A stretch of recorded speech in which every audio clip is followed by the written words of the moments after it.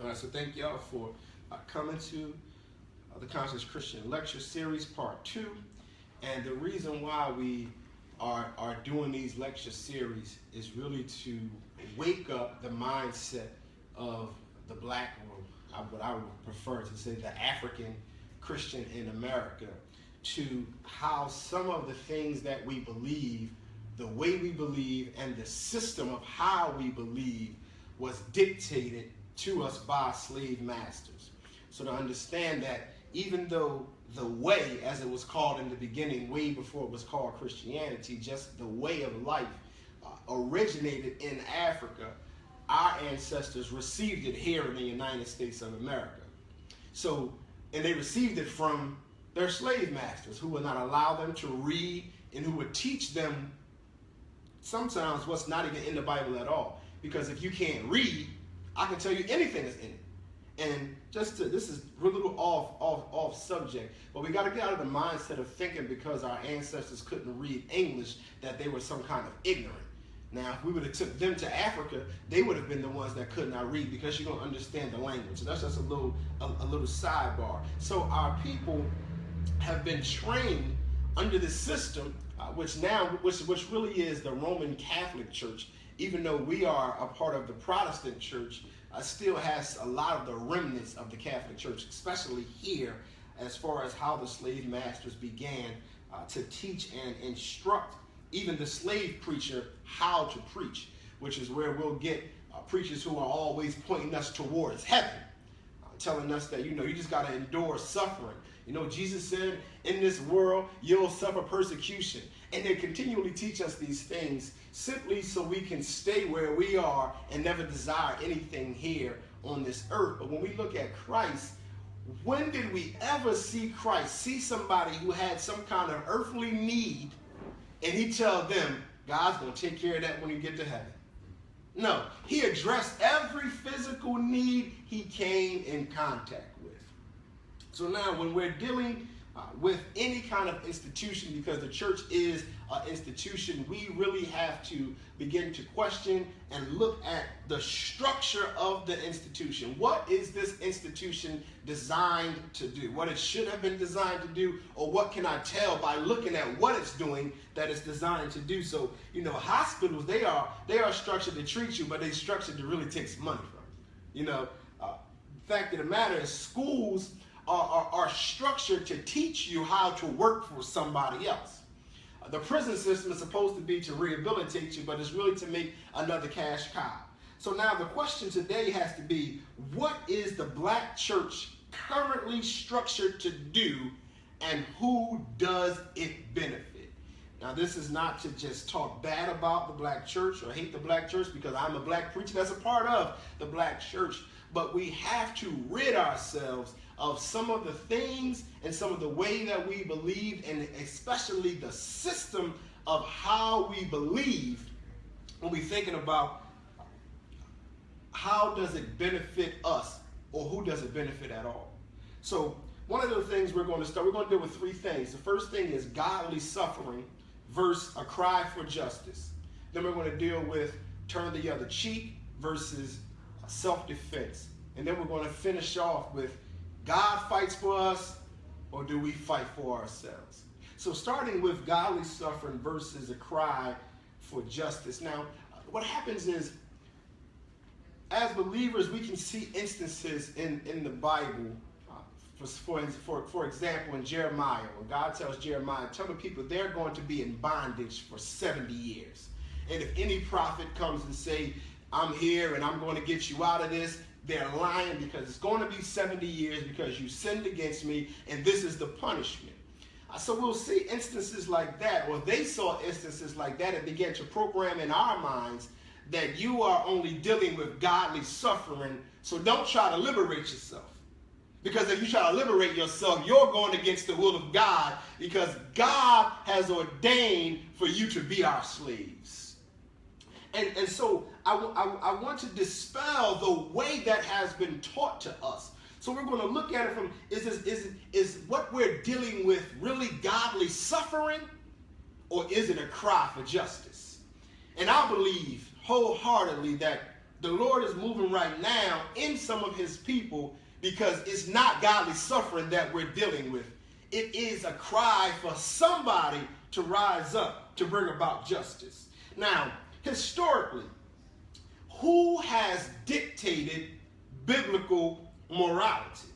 Now, in this country, we understand that the biblical morality has been dictated by oppressive Europeans.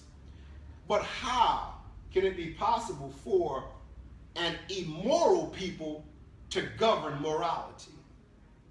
How can it be possible for someone who will say that another human being is not a human being? For someone to say that another human being is less than, or only has the brain size of an animal, that they look at anybody who's not like them and call them uncivilized and savages, and we need to enslave them and we need to rape them because we're doing them a service. How can they be the ones that then govern our morality? So when I think of my own Christian morality, I must always weigh it with this question: does this moral ethic further oppression?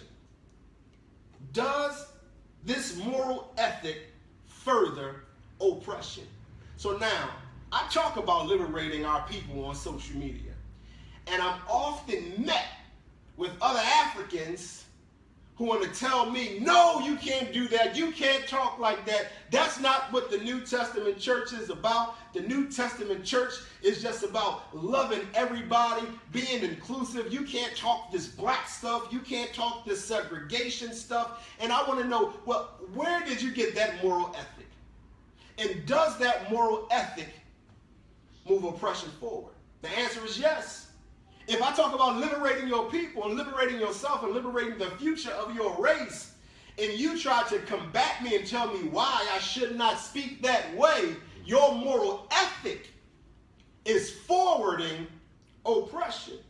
So now, if my moral ethic moves oppression forward, my Christian biblical moral ethic, I then have to ask two more questions. Is oppression of God, and is God just? Now, Psalm 103:6 says, the Lord executeth righteousness and judgment for all that are oppressed. So this is telling me that he's going to execute judgment for all that is oppressed. I automatically have to answer that question with, well, God is just. And if he's just and he's going to override oppression, then God is not for oppression. So how then can my moral ethic make me believe any way that Christianity is teaching me that I need to be oppressed, or it's okay with me being oppressed, or this is just godly suffering for these past however many years it's been? How can my moral ethic believe that? That happens because our moral ethic, or some of our moral ethic, and biblical moral ethic, has been given to us by those who are benefiting off of us staying oppressed.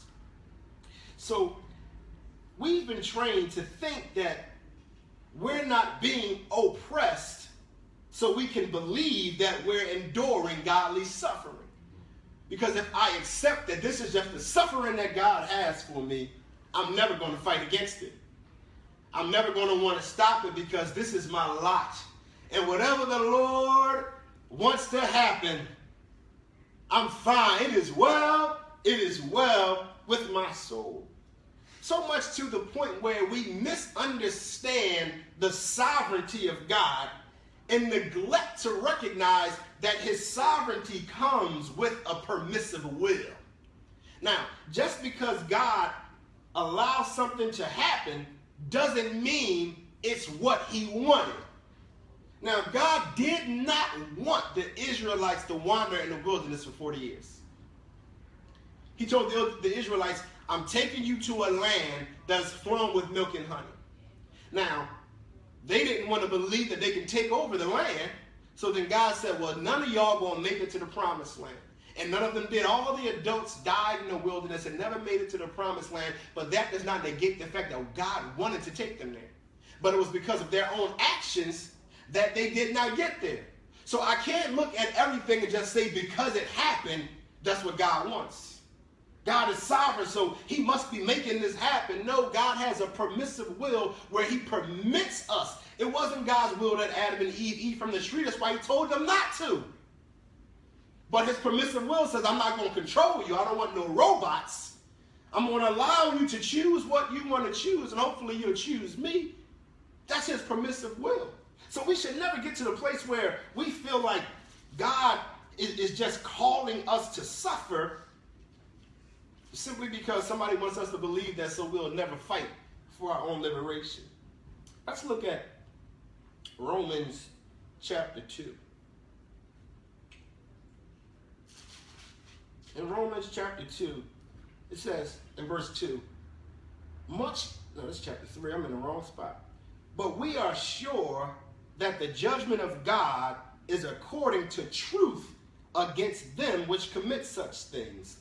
And thinkest thou this, O man, that judgest them which do such things, and dost the same, that thou shalt escape the judgment of God?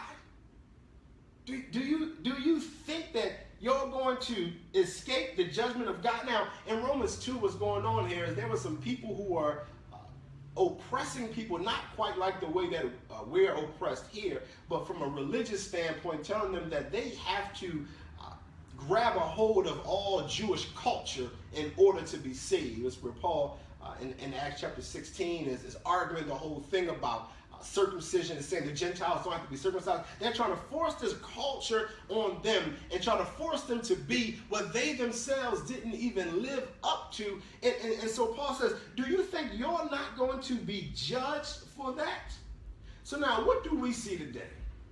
We see European racists accusing the Africans of being racist for pointing out racism.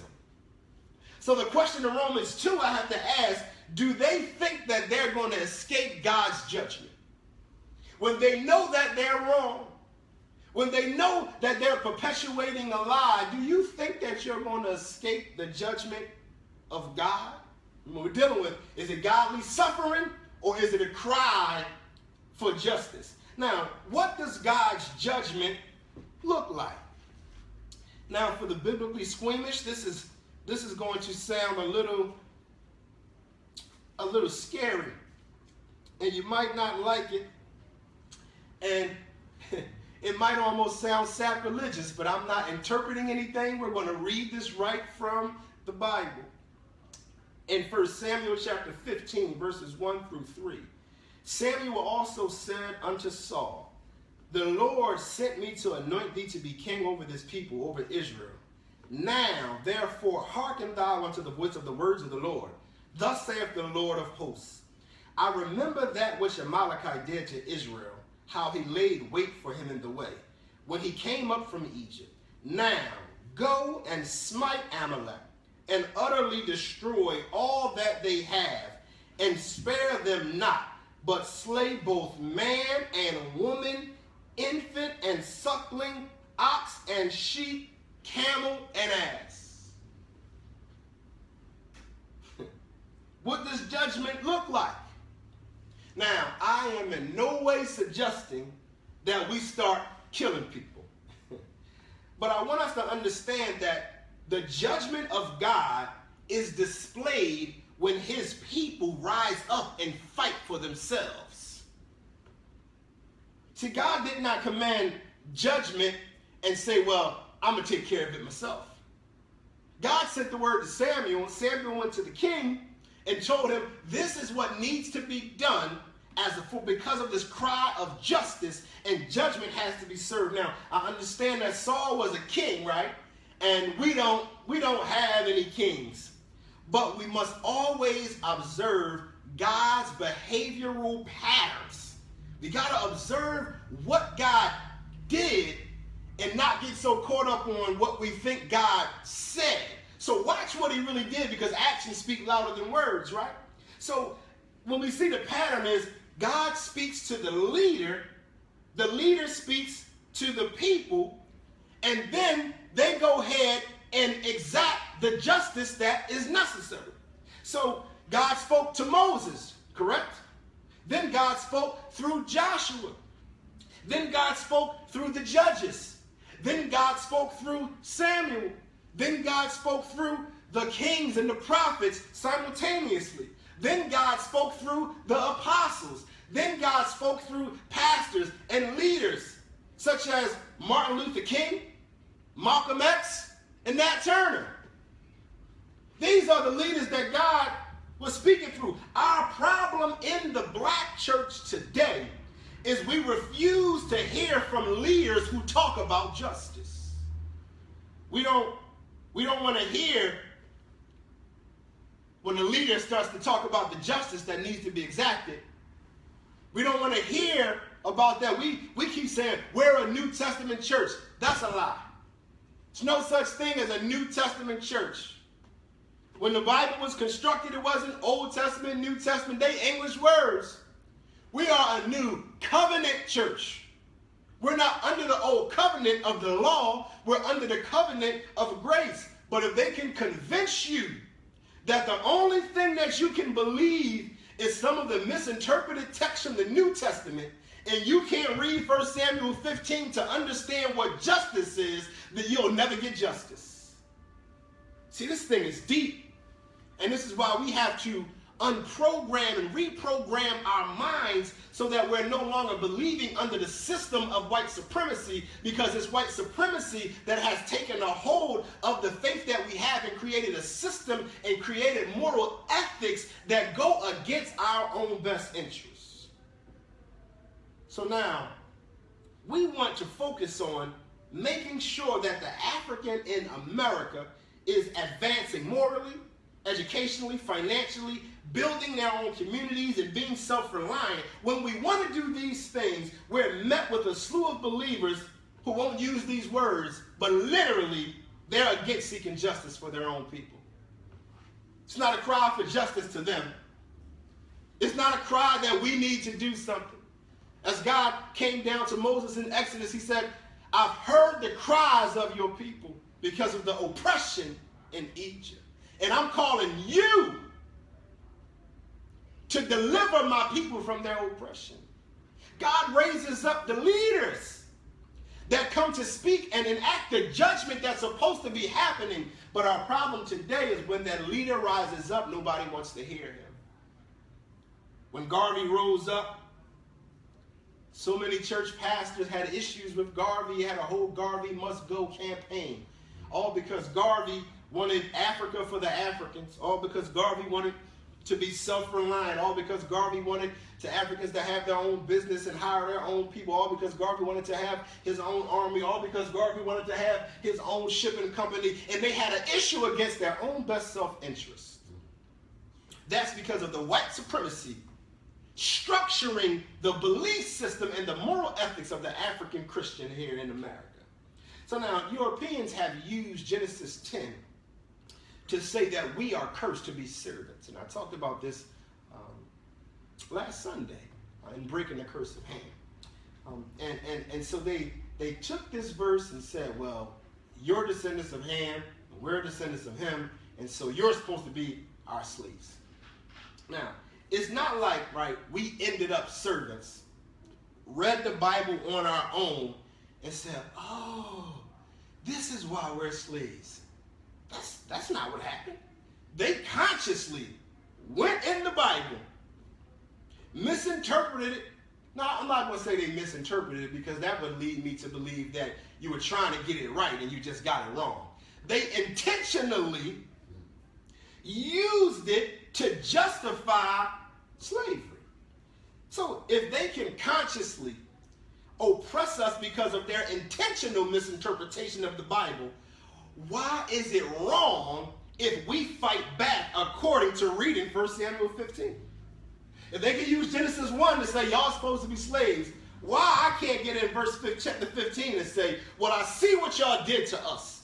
And now the Lord is saying, go strike all the Amalekites. Now again, I'm not saying let's start a war and kill nobody. The Lord has not given me that instruction to tell the people to start war. If he does, I will say it, but he has not. Just to make that clear. So it's not wrong for us to see these verses and want to enact justice, but we've been taught things to internalize and sustain our own oppression. We've been taught in such a way that we're going to believe wholeheartedly that we can't go against this system. Question I asked earlier, is God for oppression, and is he just? We know God is a just God. So that we cannot conclude that we are suffering some godly suffering, but right now, this is a cry for justice.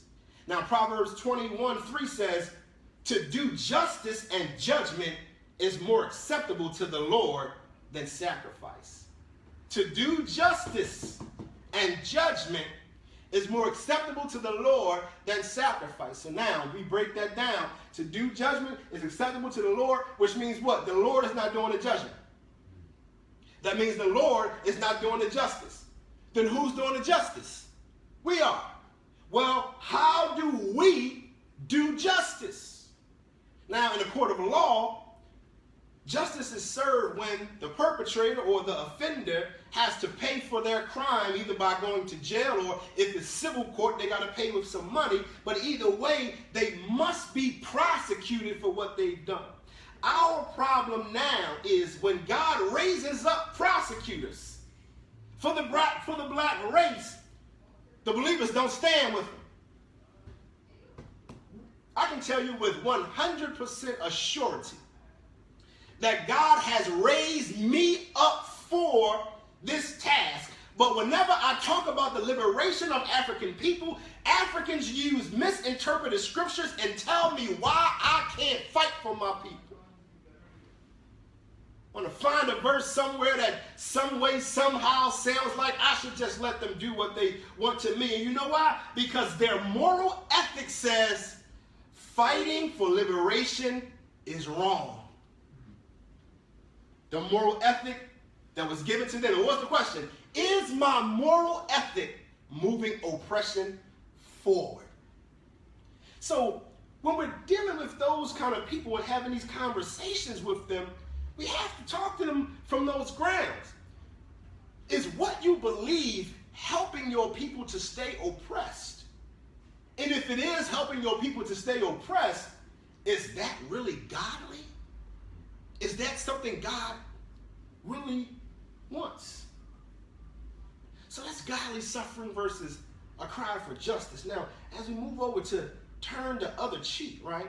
The number one reason that we don't stand with our leaders who are crying for justice is because the way the ideal of turn the other cheek has been forced on us. Emphasis, forced. Now, Dr. James Cone poses the question, how can Europeans in America, who never had to turn the other cheek, tell us it's what we're supposed to do as Christians? How can those that came with the guns and murdered everybody, enslaved and raped and beaten and battered everybody, how can they say, as a Christian, you're supposed to turn the other cheek? Now, although MLK was the face of turn the other cheek, it was an idea that was perpetuated by the non-Christian slave master who manipulated verses intentionally to fit their agenda. So I can teach you turn the other cheek the way I want to teach it to you, because if I get you to turn the other cheek, I can continue to do any and everything that I want to do to you. So now, let's just go right to Matthew chapter 5, where we have the words that Jesus talked about with turn the other cheek. And I hate when I'm ready to start reading. I think I'm in Matthew, I'm in Mark. Matthew chapter 5, 38 and 39. Ye have heard that it hath been said, an eye for an eye and a tooth for a tooth. But I say unto you that ye resist not evil, but whosoever shall smite thee on the right cheek, turn to him the other cheek also. Now, to any believer, not even a believer, just a person, period, whatever you're reading, whatever you're studying, if you want to interpret the scripture, if you want to interpret whatever you're studying, the number one word you need to have in your mind is context. In what context was it being taught? So Jesus said in verse 38, before he said turn the other cheek, he says, ye have heard, right? So if he says ye have heard, well, where did they hear? What exactly did they hear? And what was being talked about when they said it? So they heard it from Moses in Exodus 21:24, where instructions were being given on how the Hebrews were to treat other Hebrews. It's with an eye for an eye and tooth for a tooth, and that was about justice, but that was about it being served communally, where you did something, we're going to find you guilty of what you did, and you got to suffer the consequence of death. That wasn't about self-defense. That's what we're dealing with here. Turn the other cheek versus self-defense. It wasn't about when somebody hit you in the head, you killed them. No, that was about the judgment that happened after you did something wrong. So that was about how the Hebrews treated each other. And then when Jesus even spoke to turn the other cheek, he was talking to Jews who were only around other Jews, with the exception of some Roman politicians and some Roman soldiers. So the first thing we must concede regarding an eye for an eye or turn the other cheek is it only pertains to how a group of people treat each other, not how they treat invading armies and captors. So Jesus wasn't talking turn the other cheek to Jews about if somebody comes in here and tries to steal Jerusalem, you turn the other cheek. He wasn't saying if another country comes down here that you turn the other cheek. This is about how you interact with each other. Now, Israel had beef with each other. We see the northern kingdom and the southern kingdom had issues all of the time. They even went to war with each other. Now, God never, ever, ever told them to utterly destroy each other. But he did tell them to destroy other nations. Now, again, I'm not suggesting that we start a physical war, but I'm begging the church to seek justice. Turn the other cheek was never meant for one race to turn the other cheek for another race. Turn the other cheek was for one race, how we deal with each other, because as Jesus says, a kingdom divided against itself cannot stand. So when you have petty differences with your brother, which is what it's really about, you don't go to war with your brother because you have to maintain your kingdom. You can turn the other cheek with your brother, but not some outside invaders and captors, because that will go against everything that God has done historically. But then I said we got to watch God's behavioral patterns. Not what we think God said. What did he do? Because we can't deny what he did. And did he ever just tell his people to turn the other cheek when another nation was trying to overtake them? And the answer is no. So why then all of a sudden in the New Testament when Christ came would he be telling us to turn the other cheek, to allow another race to enslave us, to murder us, to beat us, and to rape us? It doesn't make any sense. But let's say, right, we took what Jesus said 100% literal. What did he say?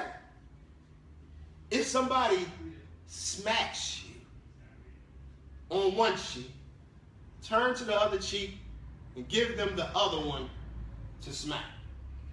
So if we take this 100% literal, then if we get smacked, we let somebody else, and we let that person smack us again. If we take it literal, right? And I might be okay with that, right?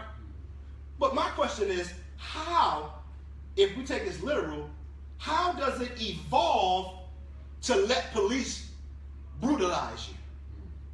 How does it evolve to letting the political system redline, marginalize, and force you into ghettos? How does it evolve into letting prison companies mass incarcerate you? How does it evolve into letting people enslave you? How does it evolve into letting people rape you? How does it evolve into letting people murder you? If Jesus said, let somebody smack you, how did it go from smacking to killing?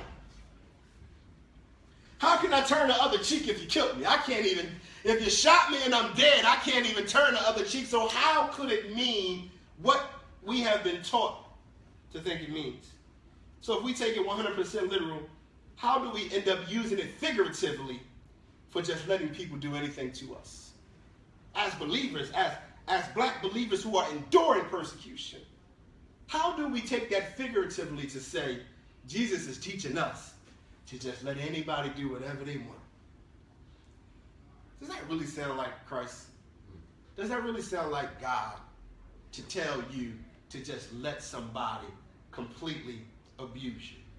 As a believer should, we should always look how Christ handled situations. But when doing so, we must find identical or at least similar situations. So let us not confuse Christ coming to die for the sins of the world and him not fighting the Roman government and allowing them to kill him without a fight as a turn the other cheek comparison. He was born to die. Do you believe you were born to be oppressed? You see, people, well, Jesus didn't fight the Roman government. He didn't say a mumbling word. He didn't speak up before Pilate. He just let them kill him. That's what turn the other cheek is about. No, that's what he was born to do. Now, if you believe you were born to be oppressed, then you can walk out, you can turn this off or whatever. Then this ain't for you. But if you don't believe you were born to be oppressed, then turn the other cheek can't be telling you to be oppressed then. And you cannot use the comparison of Christ not fighting the Roman government as a means for you to allow the government in which you are under to continually oppress you. And people love to bring that point up, but they bring it up to me pretty often. Christ didn't fight the Roman government. Now, that's true. Christ didn't fully fight the Roman government. But as someone who avidly studies the Word of God, and we see Christ dealing with the Jews, was it really the Roman government that was persecuting and oppressing the Jewish people? The answer is no. It was the Jewish church. It was the Jewish government, not the Roman government, but the Jewish government who was somewhat influenced by the Romans. But it was their church that was the government that was oppressing the people. So when people say things like, well, Jesus said, render unto Caesar what belongs to Caesar. That was about taxes. That's not saying because I'm under a government, I belong to the government, so I can let the government do whatever I want to me. Or you belong to the United States, so however they decide to treat you is what you should accept, huh? No, he was literally talking about paying taxes, literally. But again, because we've been trained by the white supremacist mindset to believe things against our own best self-interest, we'll take a conversation about taxes and turn it to a conversation about letting the government abuse you. Well, as a Christian, you shouldn't worry about what the government doing because Jesus said, render unto Caesar. I don't belong to this government. Jesus told us you're not of this world, so how can I belong to this government? How can I really be a citizen of this government? I'm still free to be a human being. They ain't never changed that in the Constitution. I don't belong to this government, so how can they have the power to do what they want over me? And I just conceded because Jesus said, render unto Caesar what belongs to Caesar. It has nothing to do with allowing ourselves to be destroyed. So go ahead and pay taxes. I ain't going to stop you from paying taxes. But that don't mean let the government destroy you. Now, I don't pay taxes, but that's just me. I really ain't of this government. So people will use Jesus not fighting the Roman government to justify their turn the other cheek idea, even we Africans ourselves. But when we look at the oppression of the Jews in the New Testament, again, it was that government, that Jewish government, that was oppressing the people. Now, didn't Jesus continually scold that government?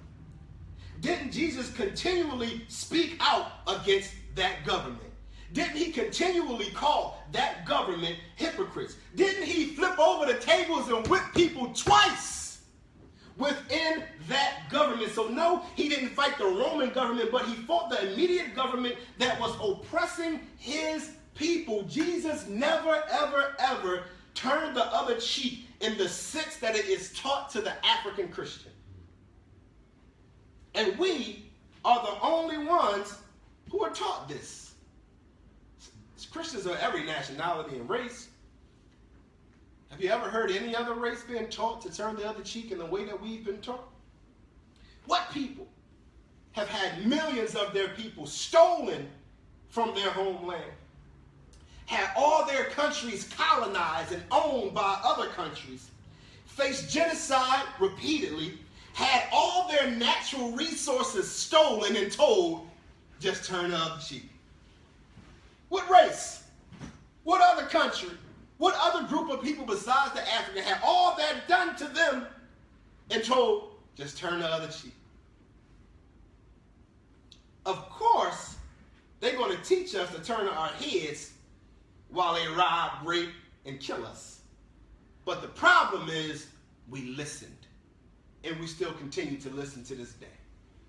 To this day, we still listen to that ideology of turn the other cheek under the preface that we just allow them to do what they want, no matter how much it hurts us, and no matter how bad it goes against our own best self-interest. Again, this moral ethic, where did this moral ethic come from? And does this moral ethic move oppression forward? So whatever you may believe, if it comes to what you believe in, helping you stay oppressed, you should ask your question. Ask yourself that question. Does this moral ethic move oppression forward? So let's look at Luke 22, because I love Luke 22. I kind of got in trouble over this verse because some people really don't like the Bible when it don't fit their agenda. Luke 22 and 36. Then he said unto them, but now he that hath a purse, let him take it, and likewise his scrip. And he that hath no sword, let him sell his garments and buy one. In 2016, it would sound more like, sell all those Jordans and buy some guns. People didn't like that. Jesus wouldn't tell you to buy a gun. Well, in this day, a sword is equal to a gun. And he told his disciples, if y'all ain't got no sword, sell some of them clothes. That's how you know they was black. They had too many clothes, man. Jesus said, y'all got to sell some of that wardrobe, man. Y'all ain't got no weapons.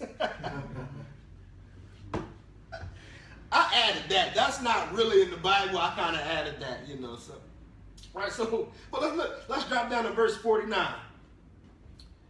When they which were about him saw what would follow, they said unto him, Lord, shall we smite with the sword? So obviously, they took it to mean, oh, it's going to be a time for war. It's going to be time for us to fight. It's going to be time for us to use these swords. But at this time, Jesus said, no, let this happen. Because why? He was born to die. So Jesus allowed them to take him for the crucifixion because that's what he was created for. But notice something in this. The only person they took was Jesus. Now, when any other people invade somewhere to come snatch somebody who's a nuisance, they're going to take the whole crew, right? This let me know Jesus went because it was his duty, but it wasn't the duty of everybody else to drink from that same cup. So they still got their swords drawn. All right, Jesus going to go because he said he got to go, but y'all ain't taking us because I wasn't born to die. I wasn't born to be oppressed by you. I wasn't born to be imprisoned by you. Yes, that was Jesus' purpose, but it ain't ours. We got our swords drawn. We got our army here. He gonna go, but y'all ain't taking nobody else. Does that turn the other cheek? They got the swords drawn. Jesus telling them get more swords. They said, Jesus, we got a couple swords. He said, that's enough. I love reading that. I love the gangster Jesus. So turn the other cheek versus self-defense. So we got to conclude that Jesus would want you to fight for yourself. There's no way he's going to tell somebody now is the time you're going to need a sword if you wasn't going to use it. He ain't talking about the people that got guns and don't use them. If you telling you to get a sword, you're going to have to use your sword. So now, the last thing we're going to deal with, and then we'll open it up for some questions, is this idea that God fights for us versus we fight for ourselves. And one of the go-to scriptures that people go to for this, where am I at? I'm in 2nd Chronicles. I keep pulling up total wrong stuff. Somebody pull up the battle is not yours, it's the Lord's. I think I wrote the wrong verse down. Say it again. Anybody got a phone? They could Google it for me real fast.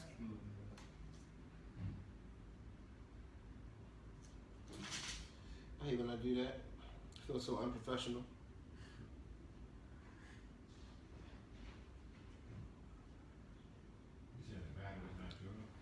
Yeah. I got it. It's 2nd Chronicles 20. I wrote 22 down. 2015. So this is the go-to. This is the go-to thing, right? See, we don't gotta fight racism. The battle's not ours. The battle is the Lord's. No argument here.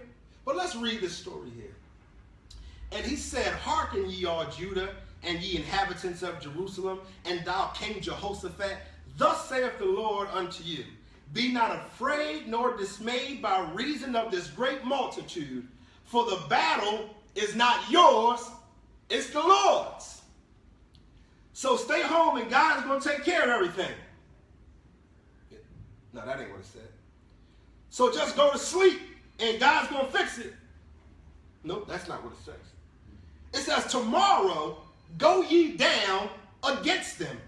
Behold, they come up," he even told them where they at. "They come up by the cliff of Ziz, and ye shall find them at the end of the brook before the wilderness of Juriel. You shall not need to fight in this battle. Set yourselves, stand ye still, and see the salvation of the Lord with you, O Judah and Jerusalem. Fear not, nor be dismayed. Tomorrow go out against them, for the Lord will be with you." This is what we have to understand. God never fights a battle for a people who does not have their army present. Can you repeat that? God never fights battles for a people whose army isn't present. So yes, he told them the battle's not yours, the battle is the Lord's. He told them you're not going to have to fight, but he still said take your army down there. For some reason, we think we don't even got to show up to the battle and God is just going to miraculously fix everything. No, they did not have to fight this battle, but they had to show up. They had to be there. Some of us must protest. Some of us must speak out. Some of us must boycott. Some of us must take up arms. We must put ourselves in position for God to give us victory, not think he's going to give you victory where you're not even in a position. Let's look at 1 Samuel chapter 30, and then we're going to be finished. So open up for a quick discussion.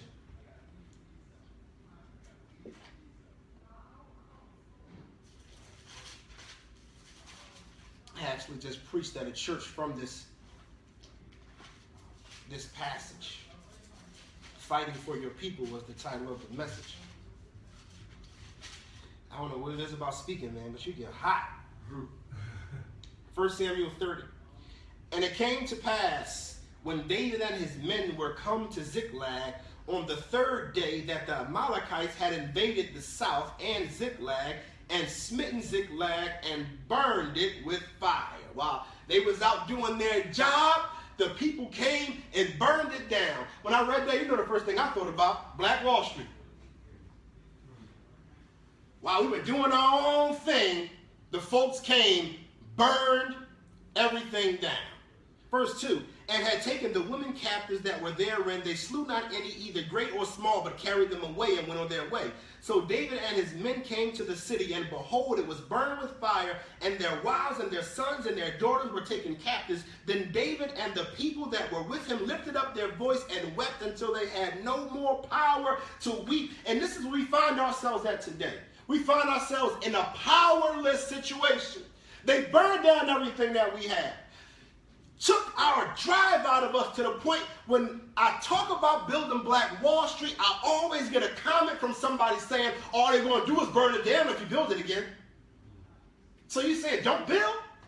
This is where we find ourselves, at a place where we have no power, or we feel and believe that we don't have any power. But let's see what goes on. And David inquired at the Lord. Let me back up a little bit. Let's go to verse 6, because we got to look at this. And David was greatly distressed, for the people spake of stoning him, because the soul of the people was grieved. A little setback, and they're getting ready to kill the leaders. Because they don't have what they once had, they want to kill the leader. And this is what we still see amongst our people today. We still see when a leader rises up, or God raises that leader up, that man or that woman that's really speaking about liberation, that man or that woman that's really speaking about total freedom, that man or that woman that's really speaking about being self-reliant and not dependent on anybody else whose skin isn't as melanated. Our own people want to stone them. Even though he's the one that has been leading them all this time. Even though he's the one that they were singing about when they said Saul killed his thousands, but David killed his 10,000s. Even though he's the one that slayed Goliath when everybody was scared, but when the going got tough, they wanted to slay their own master, their own leader, the one God put in position to take them to where they're supposed to go. And we see that still today, especially within the church, because whenever somebody rises up, we go against them in the Black church. We have an issue with their methods. I am one who always calls Malcolm X a prophet. And some believers have an issue with me calling a Muslim a prophet. But when I listen to Malcolm X from 1965 and 64 and 63, and I hear him say things like, if the media can convince the white public that 99% of Black people are evil, then police can come in and kill our people, and the white people will say it's justified. When he says that in 1964, and I see it happen in 2016, I have no choice but to recognize the prophetic anointing that was on that man. Whether he was a Christian, a Muslim, he didn't believe in God, I don't care what he believed in. I cannot deny the prophetic anointing that's on that man. But we have a problem when somebody rises up and we want to stone our own leaders, those that really come to liberate us. Verse 8. And David inquired of the Lord, saying, shall I pursue after this troop? Shall I overtake them? And he answered, God doing the answering, pursue, for thou shalt surely overtake them, and without fail recover all. Very prevalent saying in the Black church, wait on the Lord. And we use wait on the Lord to say that we should not do anything for ourselves. We just wait for God to fix it. Now, the individual who told us to wait on the Lord was David. And right there, David shows you what he means by wait on the Lord. He prayed and he said, Lord, shall I go to war with these folks or not? And then he waited for an answer. See, we keep going to prayer just asking God to do it all, instead of going to prayer saying, God, what am I supposed to do, and can you give me the power to do it? See, David was a warrior. So there's no way he ever meant just sit on your hands and wait on God, because he's going to go to war. I'm a fighter. So So much to the point where God said, you can't build my temple because you done killed too many people. You got too much blood on your hands. All that murder. And God still said, what about David? He's a man after my own heart. So when David talked about waiting on the Lord, it's not with your hands tied. It's waiting for the Lord to give you direction on what it is that you should be doing. Not what he's supposed to do, but what he's supposed to do through you. So should we just sit back and say, God's going to fight for us? Or should we fight for ourselves? We must conclude from the text that we should not sit on our hands and say God's going to fix it. But we must stand up and fight for ourselves. Thank you all for coming out.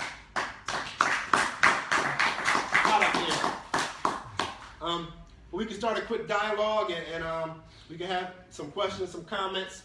Those of you who are on Facebook Live, if you want to ask some questions, you can ask questions also. Or comments. Talk to me. I'm hot and sweating. I got to cool off.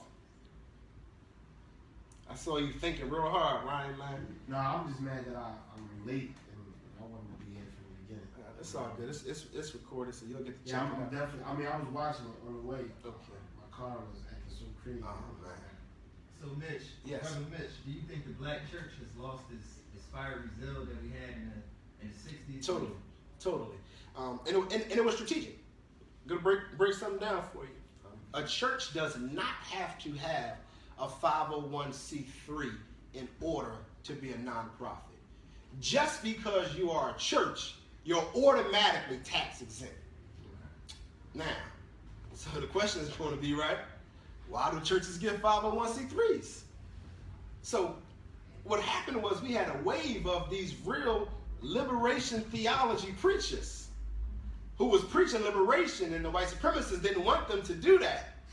So they went and got some janky preachers and said, listen, you get this 501c3, we're going to let our racist counterparts donate money to your church so they can get a tax write-off and you can get this money, but don't you talk about no liberation.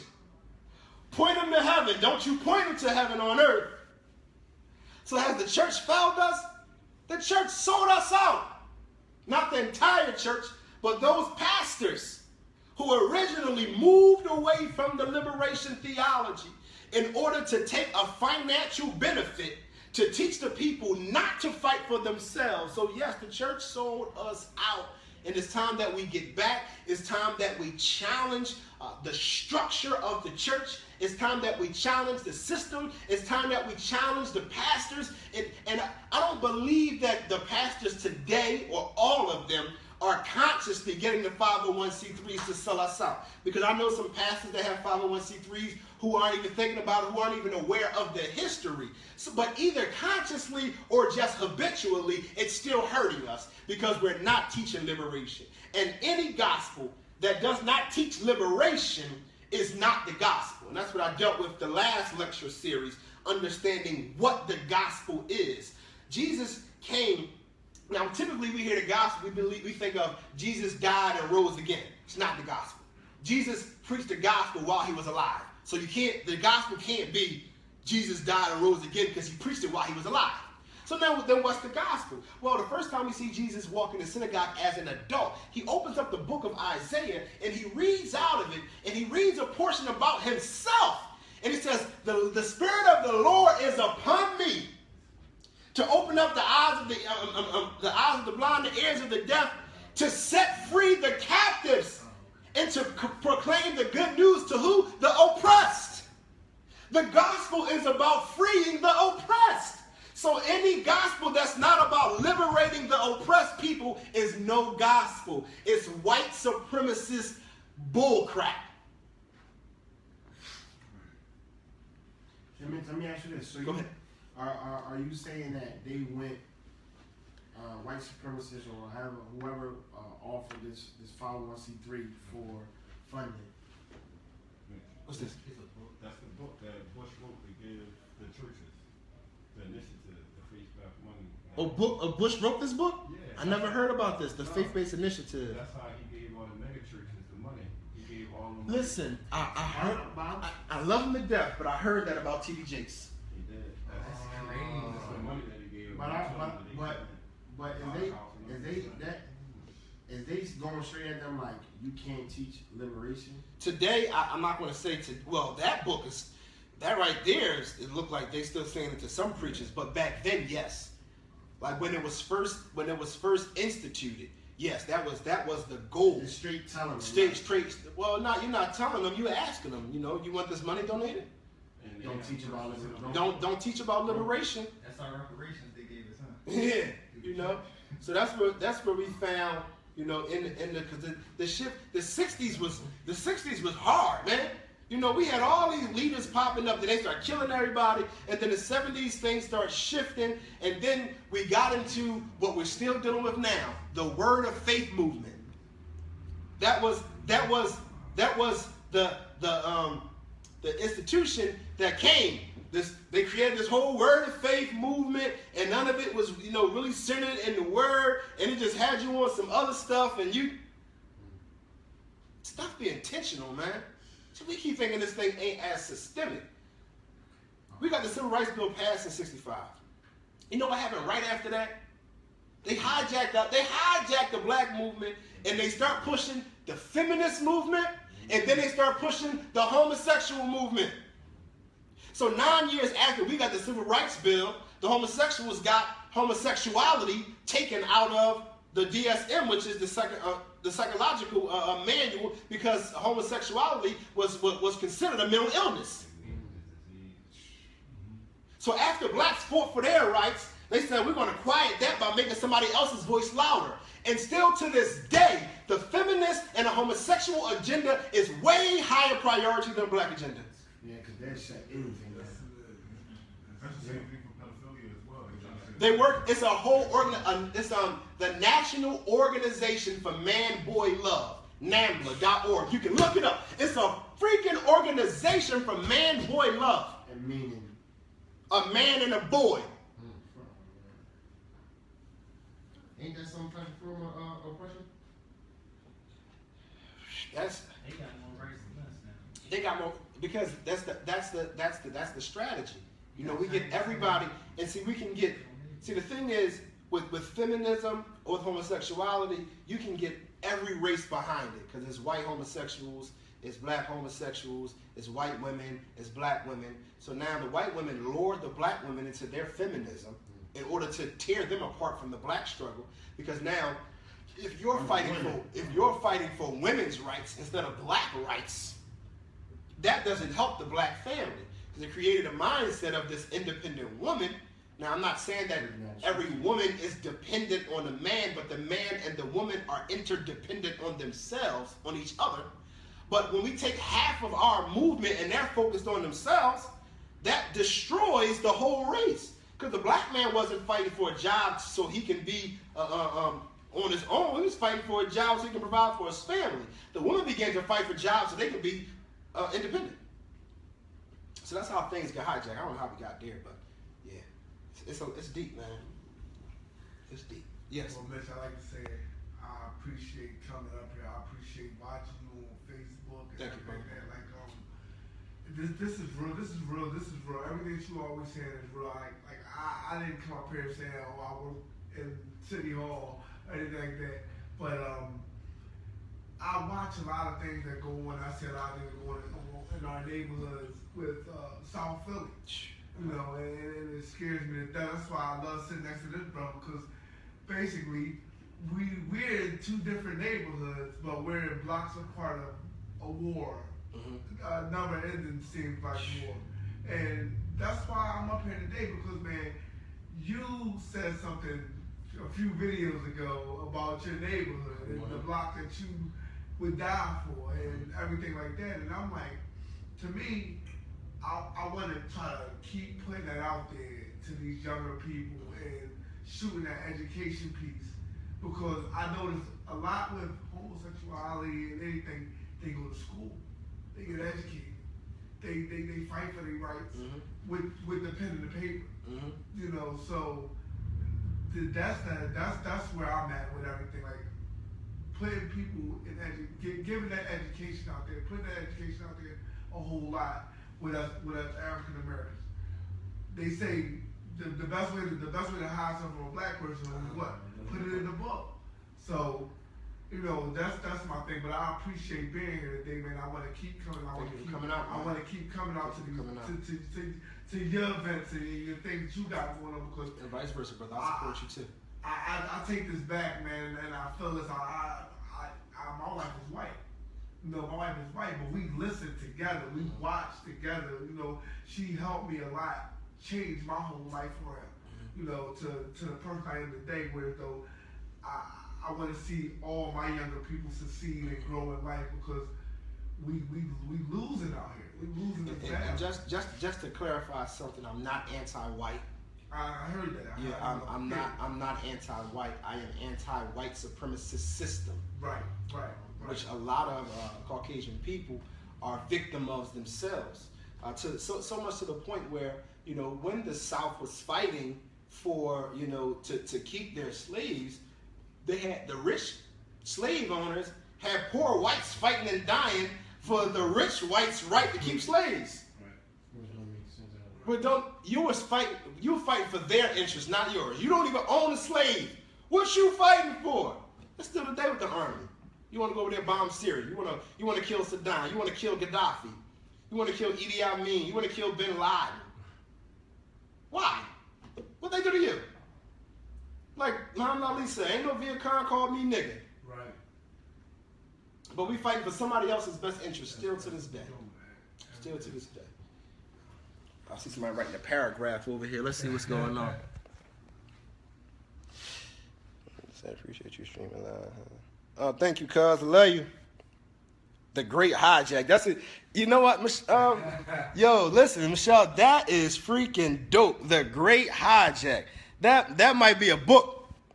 That might be a book right there. The Great Hijack. That's it, man.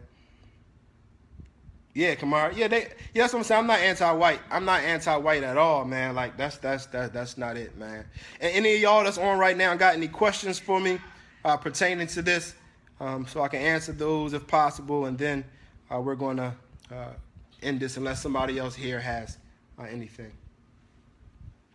What's some good places to start out with if this is new to you? Everything James Cone. James Cone. Black liberation theology, black power and black theology, the cross and the lynching tree, the God of the oppressed, anything James Cone. He's gonna start you off. He's gonna start you off. And James Cone a Christian? James Cone's a Christian, yeah. He went to all the seminaries and everything. He got a doctorate degree. And what he realized is, he said, man, all of this that's being taught to me is all white supremacists. Everything is to further the white supremacist agenda. Yeah. Listen. Pull him up on YouTube. If you think I'm radical, I don't got nothing on this man. And he's from, like, he wrote the first book, The Black Power and Black Theology, in 1969. So he was in the civil rights struggle. So he was, you know, he really walked through it. So he has a whole different perspective on it. He's the one who enlightened me on the whole 501c3 thing. He's like, I remember when this happened. You know what I'm saying? I was here, man. Cone, no, it's C-O-N-E. James Cone, C-O-N-E. Yeah. It's a few other guys. Albert Clegg. I'll get you guys a list of the stuff. It's a bunch of guys. Just look up liberation theology, and it'll come up. Can I say a quote, Mitch, from Dr. Kwame Turin? Oh yeah, he's formerly known as Stokely Carmichael. Yeah. He was the one he coined the phrase Black Power in 1966. The March Against Fear in Meredith. Yeah, he said, what the oppressor seeks to do is to have the oppressed identify totally with the aspirations and interests of the oppressor. Once this is done, the oppressor's finished. All right, well, thank you all you brothers for coming out. And thank you all for tuning in. Be sure to check me out on mchanspeaks.com. Purchase a book or two or four. Support the movement. Spread the word. Please, all of you who are on right now, share this video as soon as it goes public on my page so it can be shared. Thank you all. God bless.